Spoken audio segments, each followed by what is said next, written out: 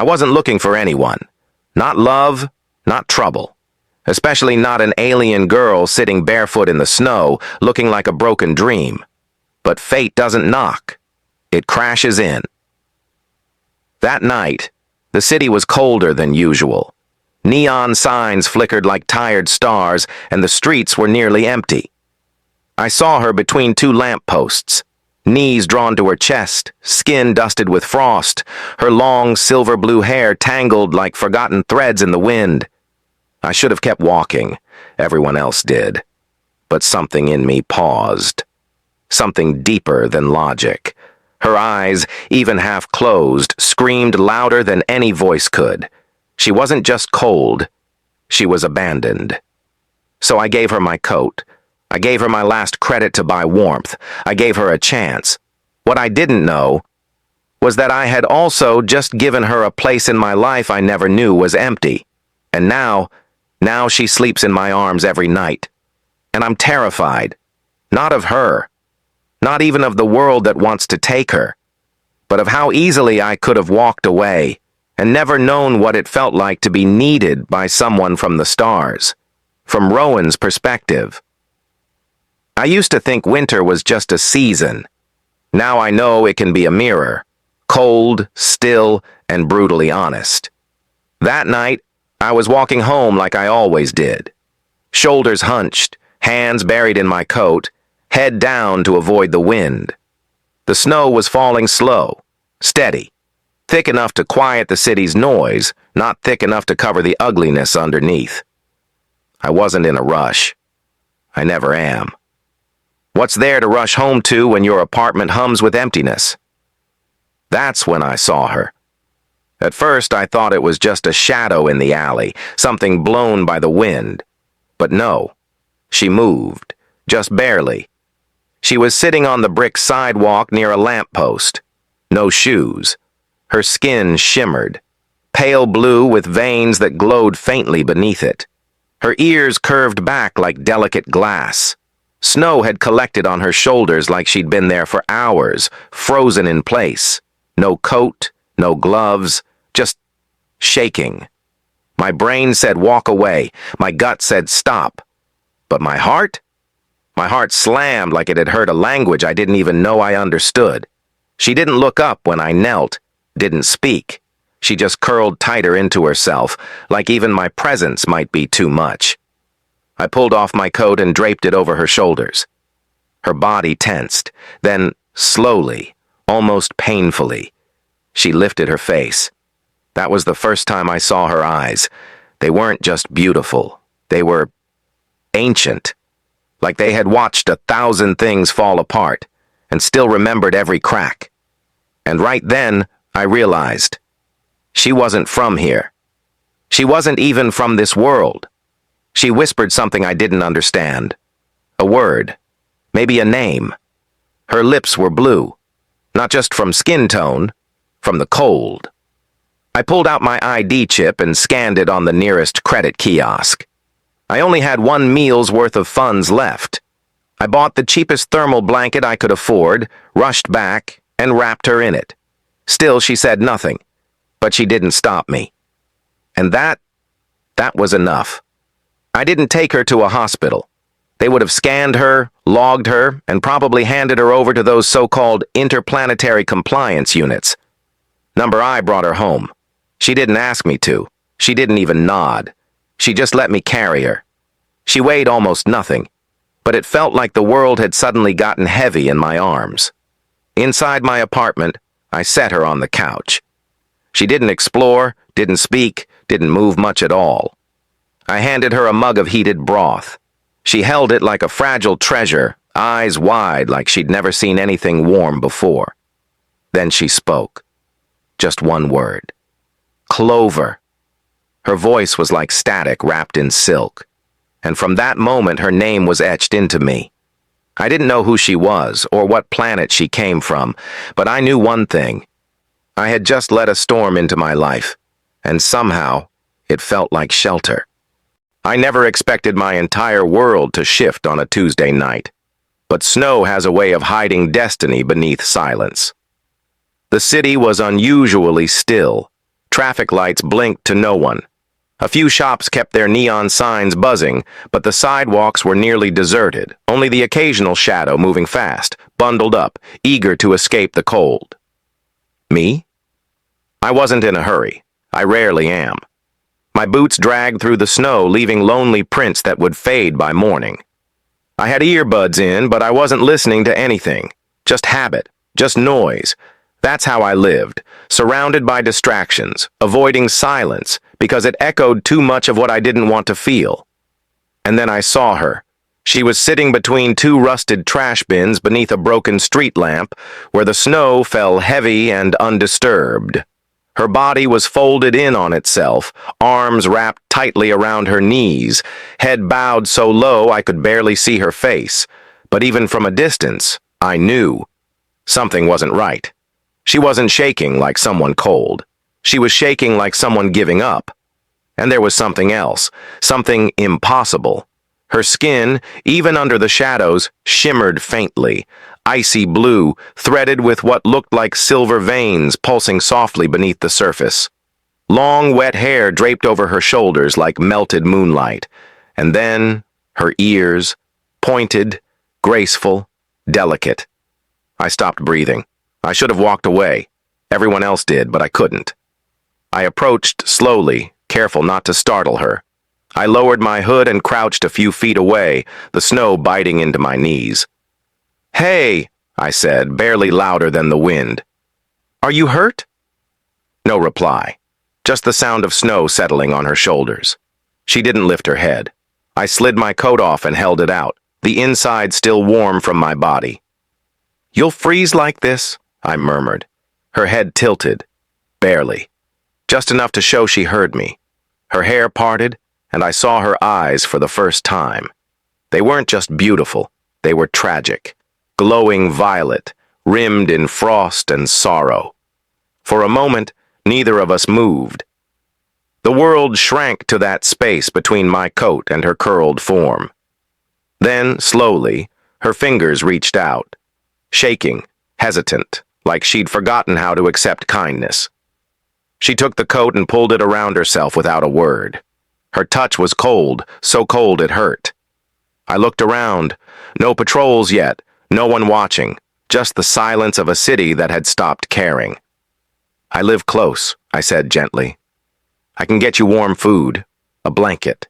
Just come with me." Again, no words, just that look. Not trust, not fear, but something in between, something cracked and tired. She stood, barely. I offered my arm, and after a second of hesitation, she leaned into it. Her weight against me was feather-light. Her legs trembled with each step, and I realized she'd probably been sitting there for hours, maybe longer. The snow kept falling, but now we were moving through it together. When we reached my apartment, I let her in first. She stepped cautiously, like a deer unsure of the ground. She didn't speak, didn't ask questions. She simply stood near the heater, holding the coat tightly, her body still shaking.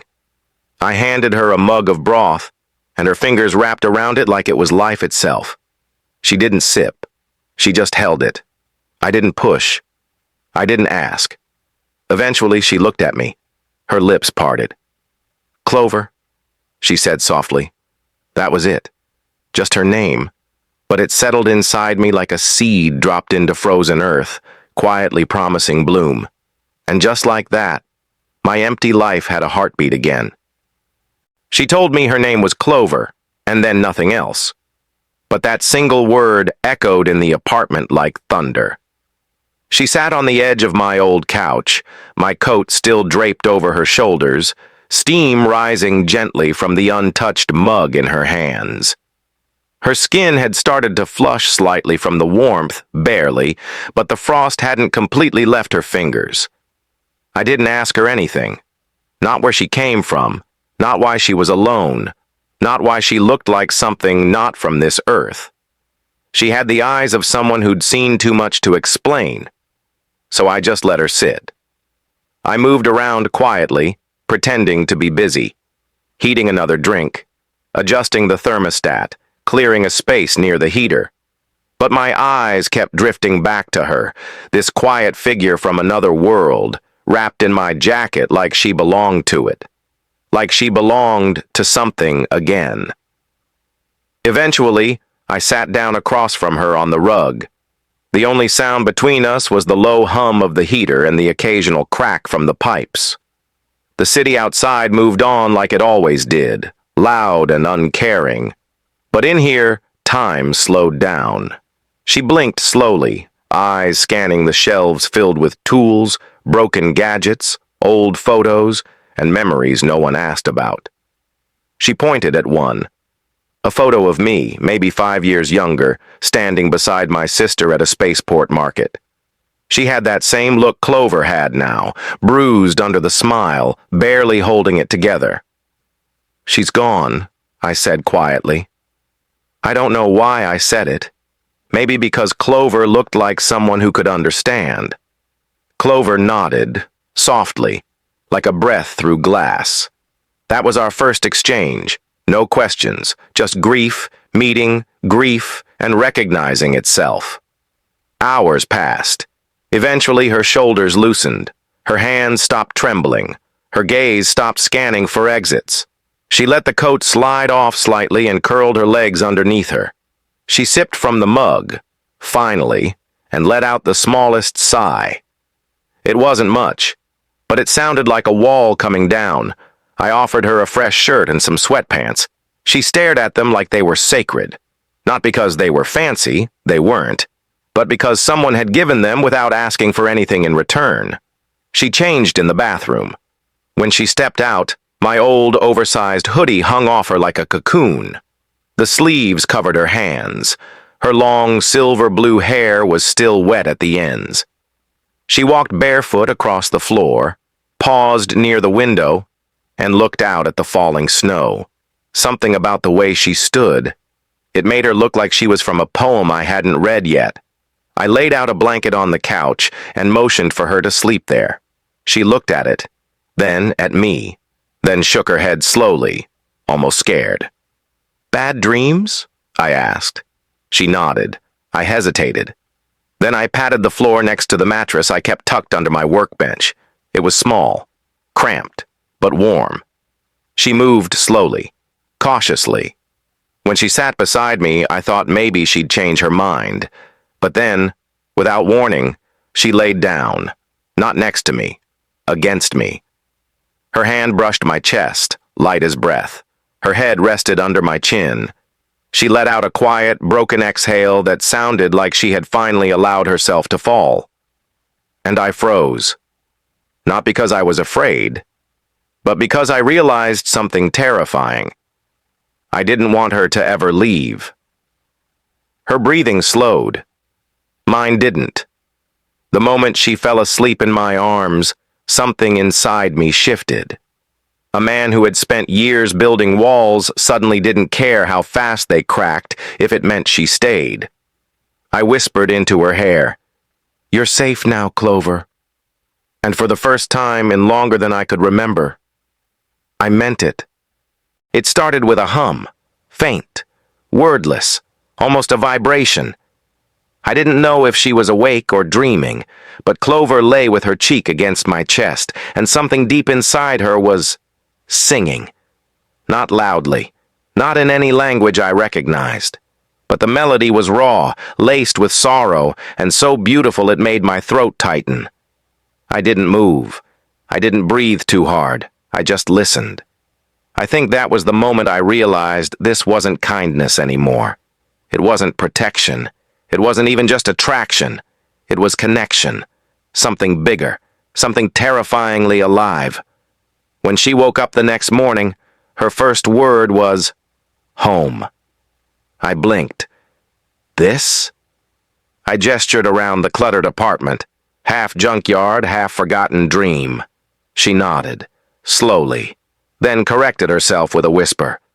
"Closer than I've been in a long time."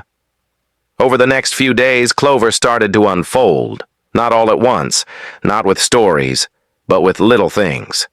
She helped me fix the broken heating duct. She memorized where the mugs were kept.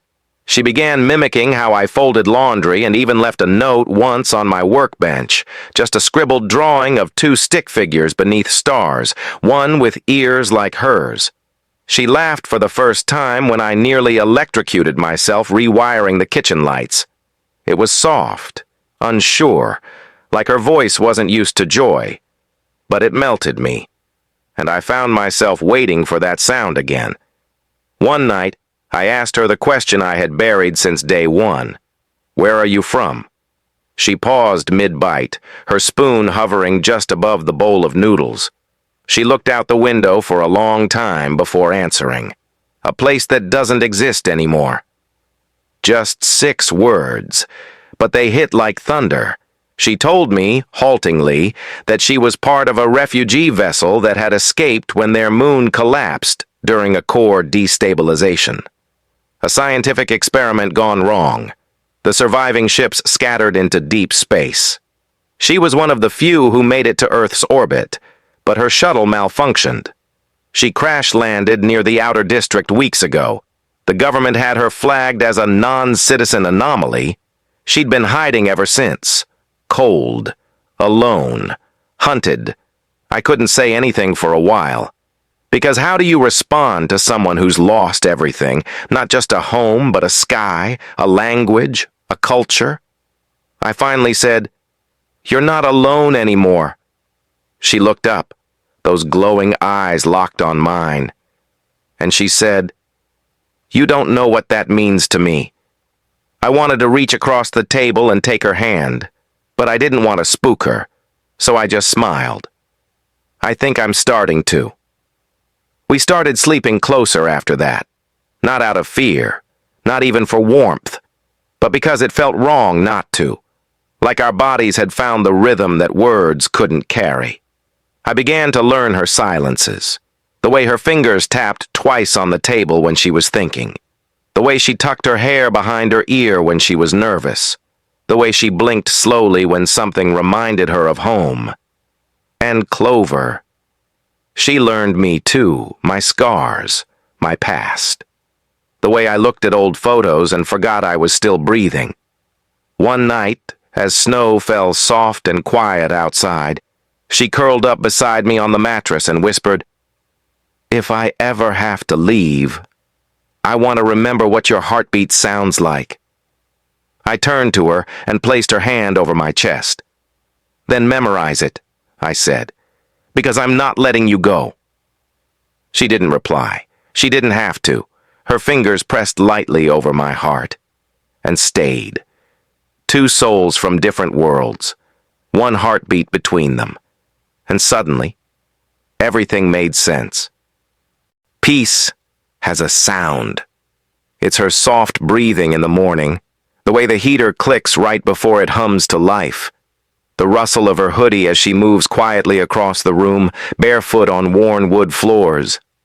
That peace became my new normal, and like all things that feel too good, too rare, it didn't last. It started with static, not on the TV, not on the radio, but in her. One night, Clover sat up abruptly, eyes glowing just a bit brighter, her hand clutching her chest like something inside her had tightened. Her body stiffened, like she was listening to something I couldn't hear. "What is it?" I asked, sitting up beside her. She didn't answer at first. Then, barely above a whisper, she said, "They found me." The words turned my blood cold. That morning, I noticed the city felt different. Drones flew lower. Patrols lingered longer. There was an alert blinking on my news feed, something vague about non-compliant extraterrestrial energy detected in Zone C. My zone, her zone. I told her to stay inside. Lock the door. Don't answer it for anyone but me. She nodded, but her fingers trembled when they laced into mine. "They don't knock," she said. "They scan." Still, I tried to act calm, for her. I left, did my best to move normally, kept my head down, watched everything. But by the time I came back, I knew something was off. My door was open. I rushed in. The couch was overturned. One of my shelves was shattered. My coat The one she always wore was on the floor, and in the middle of it all, a single silver dart blinked faintly on the ground. "Government tech," I called out. No answer. Panic split through my chest. I turned the apartment upside down until I saw the trapdoor to the basement hatch open, and Clover huddled in the corner beneath it. She was shaking again, not from cold this time, from fear. I dropped beside her. She threw her arms around me, clinging to my chest like I was the only thing holding her to this planet. "They were here," she whispered. "I felt them." I had no plan, no money, no backup, just instinct. We ran. I didn't even take my bag. I only grabbed a thermal blanket, a power cell, and her hand. We slipped into the service tunnels beneath the city. Dark, damp, but invisible to scanners if we moved fast and stayed quiet. She didn't complain once, even though she was exhausted, even though her skin was pulsing brighter with every step, like her body was heating up, reacting to the stress. Eventually, we ducked into an old maintenance room. We locked the door behind us and collapsed onto the floor, both breathless. "I'm sorry," she said suddenly, looking at me like she was breaking apart. "For what?" "For bringing this to you. For putting you in danger. For letting you care." I shook my head, my voice harsher than I meant it to be. "Don't you dare apologize for being in my life." She looked stunned, so I took her face in my hands, gently, like something precious. "You didn't ruin my life, Clover. You gave it color." That night, as we lay on the cold floor of a forgotten tunnel, I held her tighter than I ever had before. Outside, the city was hunting her. But inside these walls, in the circle of my arms, she was mine. We didn't sleep. We couldn't. She told me things in the dark, about her people, how they don't dream anymore, about the way stars sound when they collapse, about the lullabies her mother sang, hummed through teeth that shimmered like crystal. And I told her about Earth, not the politics, not the wars, but about swimming and coffee and the smell of wet dirt after rain. 2 stories from 2 broken galaxies, whispered into each other's skin. But even in that stillness, we both knew this wasn't over. The threat hadn't passed. It was coming, and next time, it might not knock. We surfaced after 3 nights underground, not because it was safe, but because hiding was starting to feel like dying. We found an abandoned overpass on the city's edge, buried beneath crumbling stone and ice. No drones, no patrols, just wind, silence, and snowfall. We made a small fire from scrap wood and a solar cell I stripped for heat. Clover sat close, wrapped in my coat again. She stared at the snow, mesmerized, like every flake carried a memory she never got to live. "Your world is loud," she whispered, "but the snow makes it listen." I smiled faintly. "And you make it feel worth listening to." She didn't reply. Instead, she reached inside her sleeve and pulled out something small, a glowing shard, iridescent, pulsing gently. "What is that?" I asked. She hesitated. "It's my identity crystal. What's left of my connection to the others who fled." Her hands trembled. "If I activate it, they'll come for me." "They'll rescue you?" I asked, hopeful. She shook her head. "They'll erase me. I'm considered contaminated now. I stayed too long, felt too much." I felt my heart collapse under the weight of those words. "Then don't activate it," I said immediately. "They'll come anyway," she replied. "It's only a matter of time. My pulse signature's grown too strong." She looked at me then, not like a lost alien, not like a refugee, but like a woman torn between survival and something sacred. "I can't let them hurt you," she whispered. "So what are you saying?" I asked, trying to keep my voice steady. "That I should go," she said, "before they force your hand, before they erase more than just me." The snow began to fall heavier, thicker. I stood and walked to the edge of the bridge, hands clenched, jaw tight. Every part of me screamed to stop her, to tell her she was wrong, to beg her to stay. But what if she was right? What if loving her meant destroying everything around her? Behind me, she stood slowly. Her footsteps in the snow were impossibly soft, like a fading song. "I never asked to belong to you," she said. I turned. She was standing in the snowfall, eyes glowing, hair wild in the wind, her cheeks stained with something brighter than tears. "But I do now," she finished. I took a step forward, another, until my hands were in her hair and my forehead rested against hers. "I would rather die with you than survive without you," I said. "So if they're coming, let them come." She trembled, not from cold this time, from what she was hearing. And then, without hesitation, she kissed me. Not a fragile kiss, but one full of desperation, of warmth, of choosing. Snow fell around us, but between us, only fire. Later that night, beneath a salvaged thermal blanket wrapped in each other's breath, she whispered, "If I ever disappear, just know that this, right now, was the closest I ever came to being human." I pulled her against my chest, fingers locking around her spine. "And you made me feel like I wasn't one," I murmured. They hadn't found us yet, but the stars above were aligning, and we both knew. The next section wouldn't be a love story.